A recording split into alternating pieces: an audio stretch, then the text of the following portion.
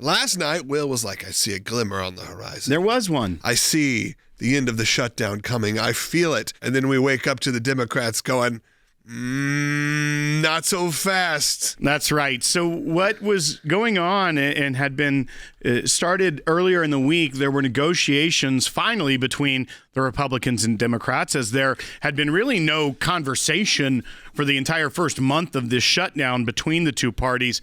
However, it looked like they were getting close to a situation where they would be able to get the government reopened. It was going to be a very Washington-style technical thing where governments reopen only until end of December or January, but then they had also 3 appropriations bills. They were minibus bills, which would fund certain parts of the government for much longer so that we wouldn't. What was the word there? Minibus.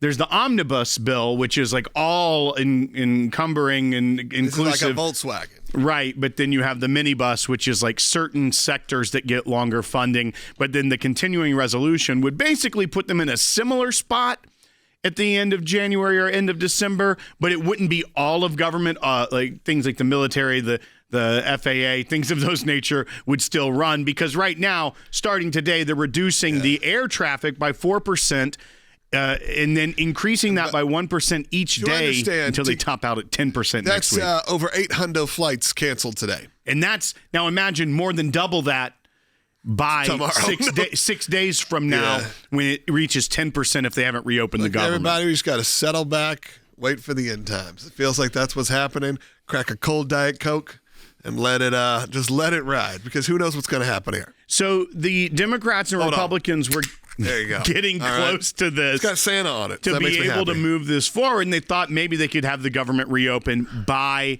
this weekend. But there's a couple senators who got involved. We had Senator Chris Murphy from Connecticut and Senator Bernie Sanders, who during a 2-hour caucus meeting between the Democrats yesterday, they said it turned into somewhat of a pep rally where they started encouraging each other to hold strong. And we have some sound on this. Why wait? And they believe that they now have the upper hand, and they believe these victories in blue states that they saw this week were a mandate and a pushback. And I called it. I said they were going to see this as a mandate that they can hold strong and try to get more. Now, instead of saying we want to get what we want, they're saying, hey, sky's the limit. We should hold out for more. The Democrat won the mayor in New York. The Democrat won the governor of New Jersey. That's a mandate. I'm sorry. I know that y'all are like the percentiles. In what world did you think they weren't going to win? We're going to go now to Senator Blumenthal from Connecticut. This is what he had to say, and this kind of embodies what the Democrats in the Senate have kind of taken up as Bernie Sanders and the other senator, Chris Murphy from Connecticut, kind of rallied the Democrats together and said, no, now is not the time to cave or to change. Let's go ahead and play what Dick Blumenthal from Connecticut had to say, bite 5. I think that there is no reason to surrender now, every reason to stand firm.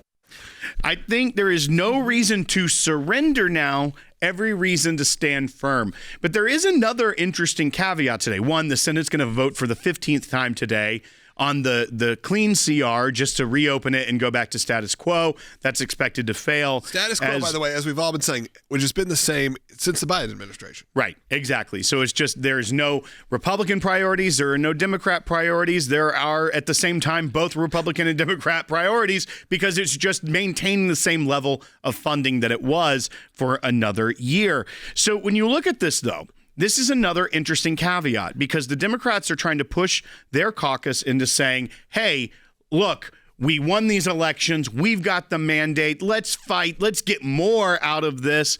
But the Centers for Medicare and Medicaid Services actually put out their pricing expectations just a few days ago, and what that would look like. Because one of the big things that they've been pushing is that, this is going to be a huge spike in the premiums of of people that are on Obamacare plans. They're in Obamacare open enrollment that goes for a couple months to be able to renew your health insurance. And as some of these subsidies expired, which is what the Democrats have been pushing for to get a renewal of that as a part of this, they were saying it is going to astronomically increase the pricing of individual plans under Obamacare. When the numbers came out about actually what they're going to be, it wasn't as drastic an increase as the Democrats had been selling. So it wasn't this catastrophic quadrupling of prices that people are all of a sudden not going to be able to afford this. Right. As a matter of fact, the average plan per month for the people that were needing it the most was about $50 a month, which is only between $10 and $13 more than it was last year.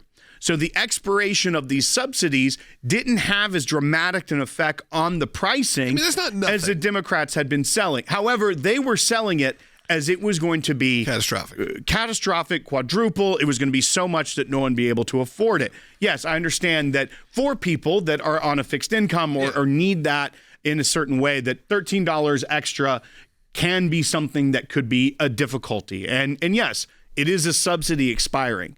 However, for the Democrats, that being a point where they had people rallied around them and saying they are fighting for something that's good, many people look at that and see that not as a big enough reason to be holding the government hostage in the way that they are. They've had it shut down for the longest amount of time in history. Think about now all of the people that are federal employees that are now in need of assistance that weren't before this. They are creating an economic catastrophe for so many people, for so many families, for so many stresses added to the lives of federal employees, and that is starting to seep into the realms of society that didn't even really have these touch points with government services or things on the daily basis. Now we're starting to see that, but yet you're still hearing them say, now is not the time for us to back down. In fact, we have to keep fighting. We have to try to get more. And as that comes out, I don't know that that's the best winning strategy. They may think that it is, but if you now look at this and say, no, we can get more, we can fight harder, we don't have to negotiate. When you turn into that page and what's been shut down as it gets more into society with travel and things of that nature, I think that could backfire much worse than just the shutdown in general. Yeah, I think when it starts to really become a pain pressure point, which is now becoming for a lot of people beyond government workers, you start to see this push to end. But when I look at this, and I'm laughing a lot today because it just feels like whenever there is a push to move forward in a bipartisan way, I'm not laughing because I want to. Laugh so you don't cry, if you want to say it that way, because it doesn't feel like an end is in sight. When you have members saying, hey, we think at least 10 days, maybe 20 days, maybe more than that. Well, that means we're into December almost. That means we were probably headed towards Christmas.